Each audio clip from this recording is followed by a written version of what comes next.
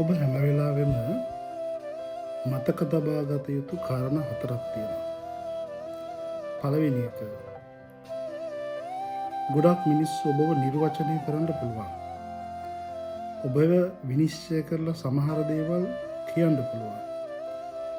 මතක තබා ගන්න, ඒ විනිශ්චය කරන දේවල් සැබෑවක් නෙවෙයි. ඒ විනිශ්චය කරන්න ඔබ ළඟ තියෙනව නෙවෙයි. ඒ නිසා ඒ විනිශ්චයට අනුව ඔබ හැසිරෙන්න යන්න ඕනේ. දෙවෙනි කාරණාව, අපට තියෙන්නේ එක එක ගමන්.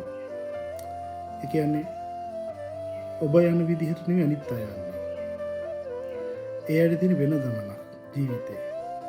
ඔබට තියෙන වෙන ගමනක්. වෙන අයට තියෙන වෙන අරමුණු. ඔබට තියෙන තවත් අරමුණු. ඒ නිසා ඔබ අන් අය වෙන්න යන්න එපා. ඔබ වෙන්න. ඔබ හොයාගන්න.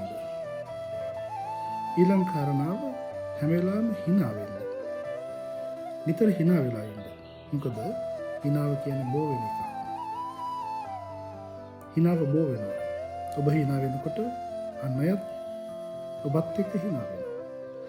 ඊළඟට ඔබ මේ ලෝකෙට දෙන්නේ හොඳ දේවල් නම්, ඔබ මේ ලෝකෙට දෙන්නේ නරක දේවල් නම්, ඔය දෙකම ඔබ පසුපස එනවා.